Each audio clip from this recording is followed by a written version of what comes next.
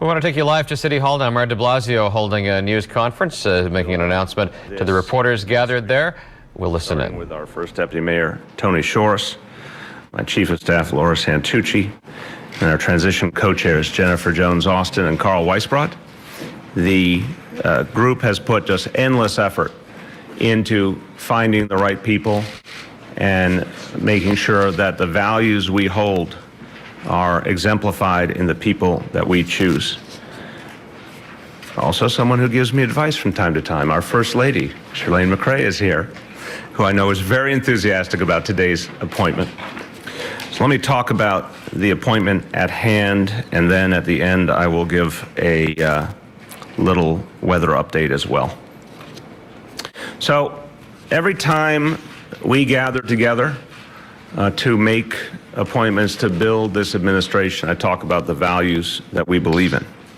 We work every day to create an administration that is progressive, that reflects New York City and all the people in New York City, and that is effective and experienced. And once again, we have hit the mark with this appointment. We search for people who are truly committed to our progressive agenda and have a vision of how to implement it. And so many of the things that we aim to do will change the lives of the people of the city for the better, but they're not easy to do. And in fact, they don't fall within the traditional boundaries of government agencies in many cases. Let's take the most obvious example there is, our effort to provide full-day pre-K for every child in the city and after school for every middle school student. That involves Department of Education, that involves the Administration for Children's Services, that involves DYCD, and other agencies as well. That kind of effort requires leadership from City Hall to make sure that the effort is fast and effective and reaches the people we seek to reach. And that kind of leadership has been something we focused on from the beginning. That's why we're welcoming a new member of our team today, Richard Buery, who will serve as Deputy Mayor for Strategic Policy Initiatives. It's a new post we're creating to implement some of our most important agenda items and most ambitious priorities. To begin with, Richard will focus on the effort to achieve the plan to fund full-day pre-K and quality after-school programs for middle school kids. And that will obviously involve a lot of work here and in Albany. And upon achieving the funding, Richard will lead the effort to implement pre-K and after-school, working closely with the three agencies I've mentioned and others. He will also begin our effort to create 100 community schools citywide in high-need neighborhoods to make sure we're supporting every aspect of our children's lives and our families' lives. And this is a model that's proven to be extraordinarily effective. Some people refer to the community school model as the Cincinnati model. I think Richard and others at the Children's Aid Society would say it's the Children's Aid Society model that Cincinnati took and built upon rightfully. And I have seen what's happened with community schools in the Children's Aid Society model. It's extraordinary. I've been to Cincinnati and seen what it looks like applied on a bigger scale, and that's extraordinary. And so no one's in a better position to realize this community school vision than someone who's already been working to make it a reality here in our city. There'll be many other initiatives ahead. As we make progress on each one, Richard will be assigned other elements of our agenda, whether they relate to children and youth or beyond.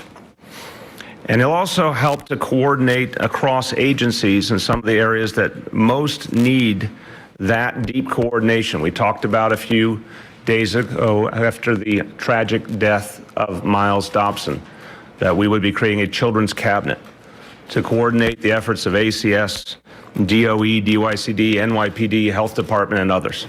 And Richard will head that children's cabinet. Wherever you see an effort that needs that kind of interagency coordination and is core to our agenda, chances are that Richard will end up playing a major role in it. Now, I honor Richard as a professional. I've worked with him for a long time on some of the issues I care about the most. But personally, I got to know him most deeply and had the privilege of bonding with him in 2011 when we were both on one of the Jewish Community Relations Council of New York's trips to Israel. And Charlene and Dante came along. And it was an extraordinary, I think, 8 days that we all spent together nonstop, learning about Israel and really learning about each other in the process. Now, I do want to point out, we did have one difference, which is that Dante insisted on climbing up the road to the mountain fortress of Masada. Richard chose a different path. He had been there before, though. He had taken you. You had climbed up previously. I climbed the first time. You climbed it another time. You only do it once. You only do it once, okay. But Dante and I scaled that mountain together, but I can say that in many other cases, Richard has scaled mountains and done extraordinary things. Grew up in East New York in Brooklyn, child of Caribbean immigrants. Started in circumstances that wouldn't be described as plenty, but worked really hard and had the mind and the initiative. Worked himself all the way to an undergraduate degree at Harvard and a law degree at Yale. He's done extraordinary things in the nonprofit world, and since 2009, he's served as a president and chief executive officer of the Children's Aid Society, one of the most respected and oldest organizations in the city that helps low-income families and helps our children. And the goal of Children's Aid Society is that every child it works with is on the path to college. And it's not just a noble aspiration, it's a very sharply focused effort to actually achieve that goal. I'll remind you, we had an editorial that rightfully pointed out in the last week or so that at this moment, according to city figures, only about a quarter of our kids who graduate on time are actually college ready. We have so much work to do, and we believe that work begins with full-day pre-K for every child and after-school programs for every middle school student, and many, many other initiatives that we'll have to undertake. And I think community schools are another great example how we fundamentally change our approach to education so that college readiness becomes more common.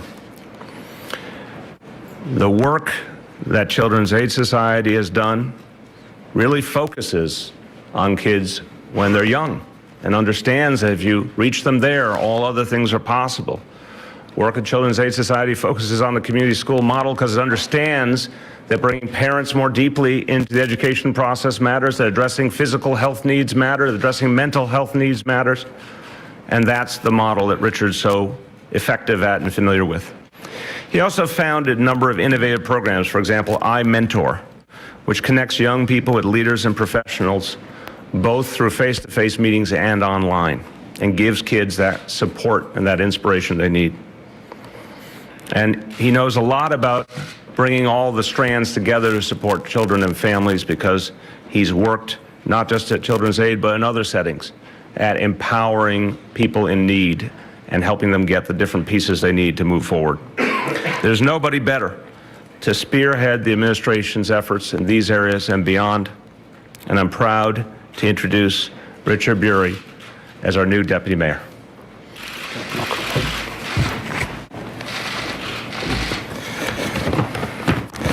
Good morning, and thank you. Thank you, Mayor de Blasio. This is really an incredible honor. I can tell you as someone who's been out there on the front lines of this work, we have all been galvanized by this administration and its commitment to lifting up children and families. As you heard, I grew up in East New York with my little sister, Sharina, one of your many employees at the Department of Education. Good job. East New York is a community that has not always felt like we've had City Hall by our side.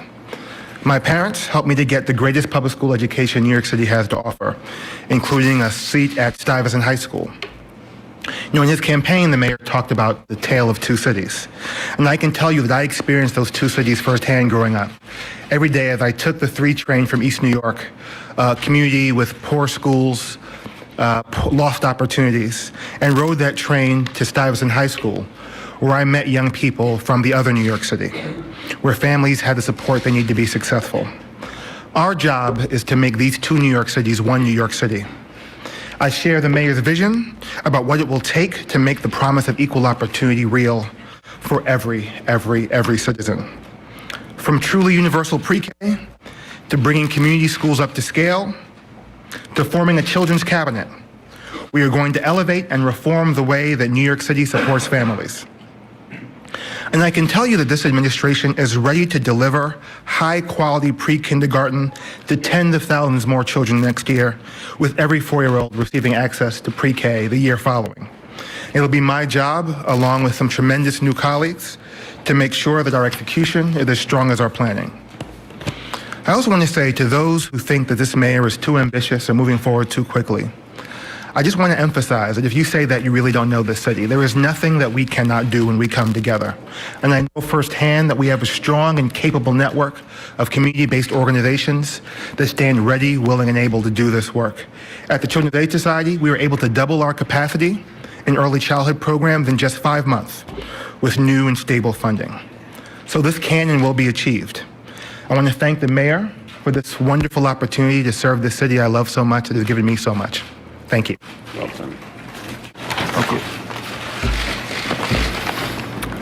What I'll do, let me do some Spanish for a moment about this appointment. Why don't we take questions about this appointment, then I'll give you a little snow update and we can do anything else we need to cover. And now en español. Richard Buery será un vicealcalde de iniciativas estratégicas, una nueva posición que estamos creando para ejecutar algunos de nuestros planes más ambiciosos. Richard dirigirá la gestión para implementar el pre-K universal y establecer programas extracurriculares de alta calidad para los estudiantes de intermedia en nuestra ciudad. With that, let's take some on-topic questions on this appointment. Rich. Mr. Mayor, will he go directly up to Albany to make your case on UPK? Lucky man, yes, he will. Rich is going to be spending some quality time in Albany. He is going to be talking to leaders of all sectors of this city, civic and nonprofit, business, labor, elected officials, to galvanize support for our pre-K and after-school plan.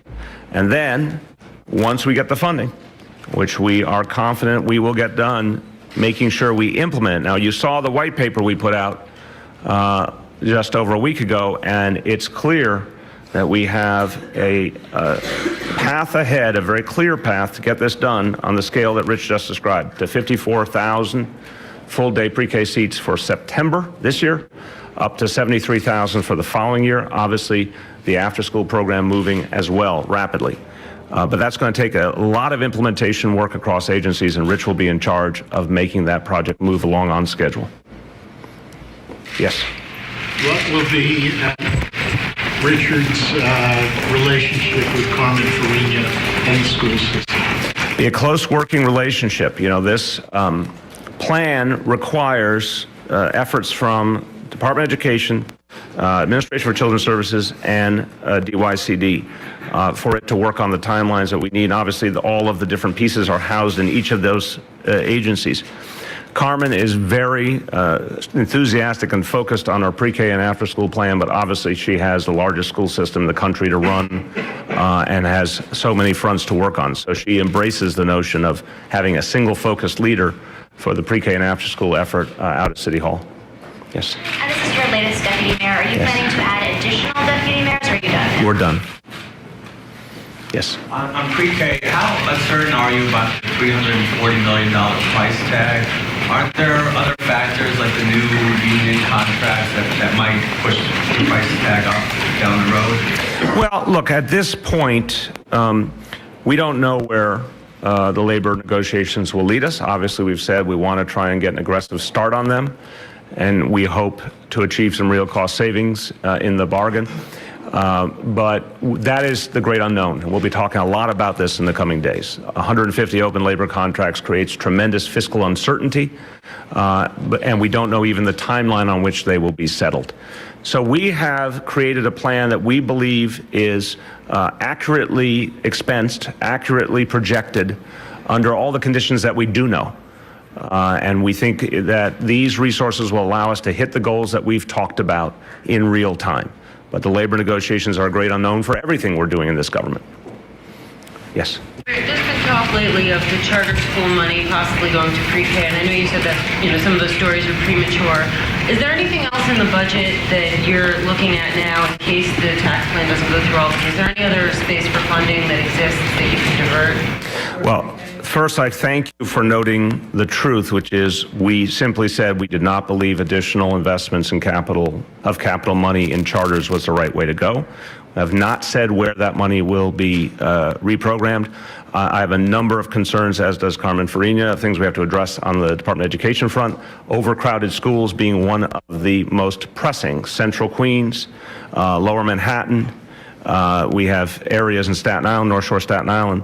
Obviously, Upper East Side, Upper West Side have had wait lists for kindergarten. That's unprecedented. So we have real space issues we have to address, and we think that $200 million being freed up is for better and more pressing uses. Pre-K could also be an option, but we have not made that determination.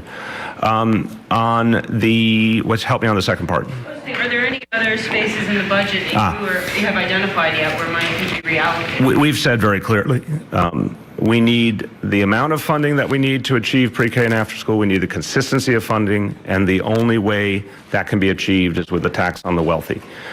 We are dealing with, as the previous question points out, the great unknown of 150 open labor contracts. I don't think the people of this city have yet focused on this issue.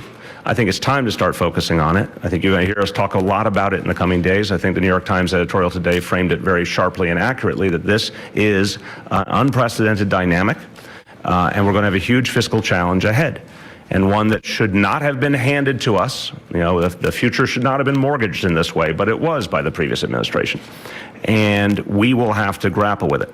That is why I am so focused on a dedicated, consistent funding stream for pre-K and after school, and the only way to achieve that is with a tax on the wealthiest New Yorkers.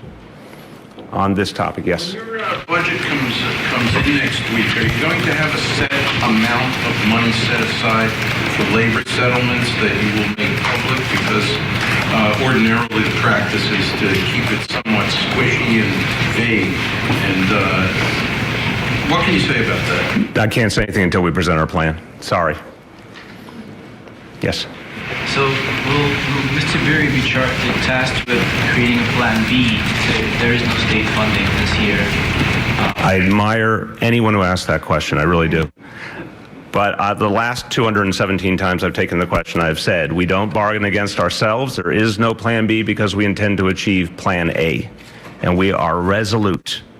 I have tremendous support from the people in achieving plan A. The people want plan A. They expect us to go out there and find a way to get it done. They expect Albany to work with us, rightfully. And that message has been very clear, by the way. Again, look at the numbers statewide in favor of this plan. Pre-K and after school, these issues, these are issues whose time has come. This is a moment for reform whose time has come. And it is time for leaders all over the state to listen to the people and make this happen, because we have the ability to make it happen. So that's what we're focused on. Let's do one more on this topic. If anything on this topic, going once, going twice. All right, let's do some weather update and any other topics.